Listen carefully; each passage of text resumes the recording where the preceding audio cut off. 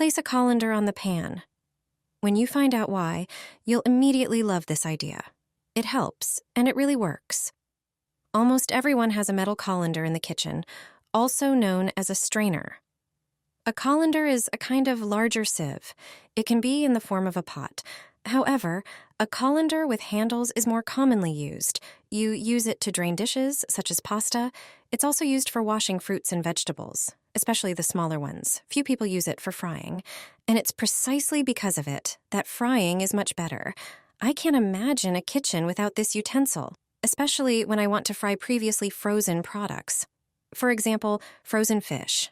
There are several methods recommended by chefs for this. The first method is to wipe the pan with vinegar before frying. Pour a little vinegar into the pan and wipe it with a paper towel. Then pour in and heat the fat. The second method is to add a pinch of salt to the fat while frying. Another trick is to fry the dish, whether it's meat or fish, with slices of raw potato. And if you forget to rub the pan with vinegar, don't have potatoes, and forget about salt, then use a colander. Why all this? These are ways to prevent fat from splattering during frying. If there's even a bit of water left in the fish, the fat will splatter all over.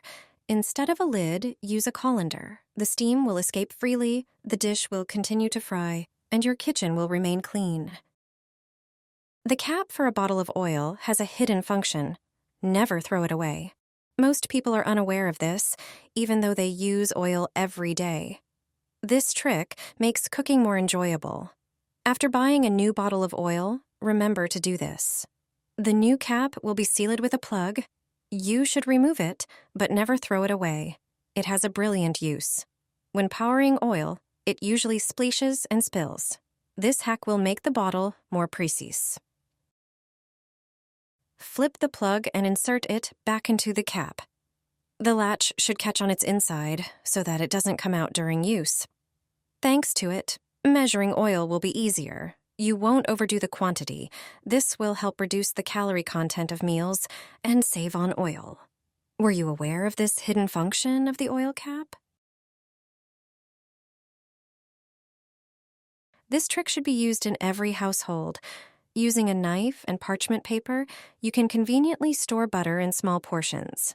Parchment paper pieces prevent the butter from sticking together, allowing you to freeze and thaw it easily. Simply cut parchment paper pieces and place them on the knife while cutting. Then wrap the pieces around and place them in a plastic container. This butter can be stored in the refrigerator or freezer. When cooking, unsure what to do with the pot lid? Simply place it on the pot's handle and hook it over the pot's rim. It won't mess up the countertop and it will always be within reach. Brilliant! The drawer under the oven has a hidden function. You'll be shocked to learn what it's for. It's not designed for storing pans and sheets at all. This unassuming part of the kitchen comes in handy while cooking. When we take a dish out of the oven and don't want it to cool down quickly, all you have to do is open the drawer under the stove and put it in there. It's also useful for storing leftovers or portions for late-arriving guests. The oven, working above it, effectively warms it up.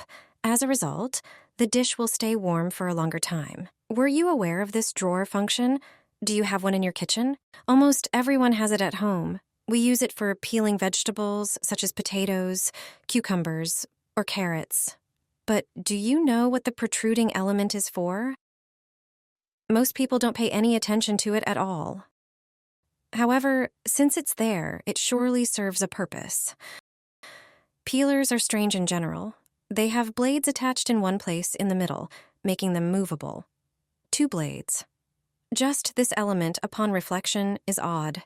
When you peel vegetables, you usually move the blade in only one direction. And here's the first surprise.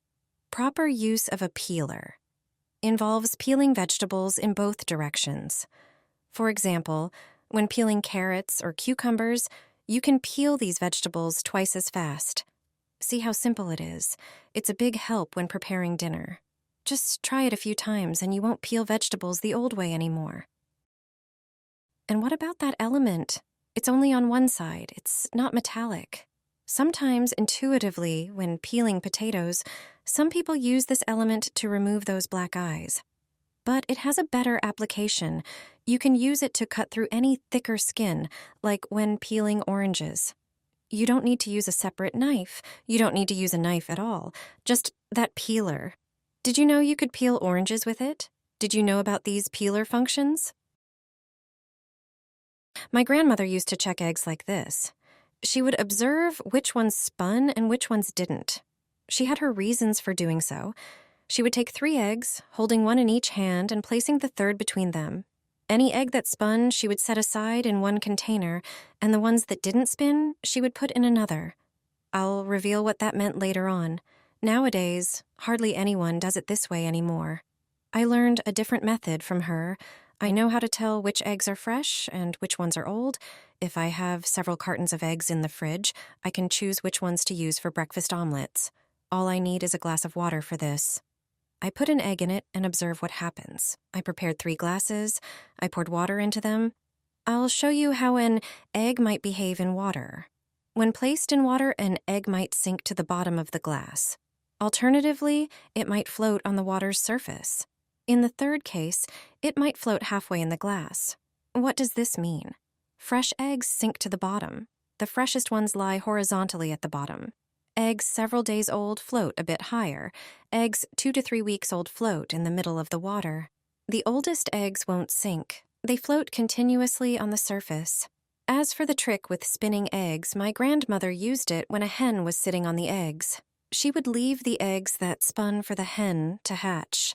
The ones that didn't spin, she would take home. You'll defrost meat in 5 minutes. Quickly and easily. It's the perfect trick when you need to make dinner at the last minute. I'll show you how to defrost meat in 5 minutes. I'll take the meat out of the bag. I'll show you that it's frozen. Normally, defrosting would take at least an hour. Pieces of pork neck or pork loin, and even a whole piece of meat, need a lot of time after being taken out of the freezer before you can start frying or cooking them. But that won't be necessary anymore. This method of quick meat defrosting is a tried and tested trick. My whole family uses it. And despite the meat being truly frozen, it will be ready for further processing in just a few minutes. And the best part is, you only need 2 ingredients for this. And that's enough. Any frozen meat will defrost quickly. You'll be able to easily separate it and prepare dinner from it.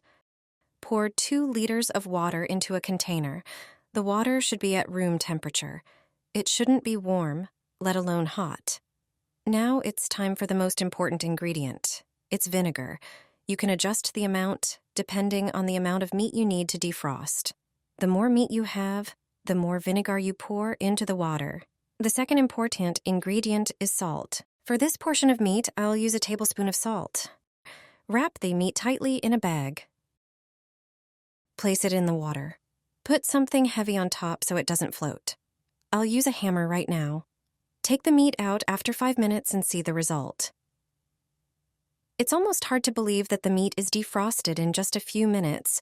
It was primarily the vinegar and salt that made the frozen meat soften so quickly. See how simple it is? You can start making dinner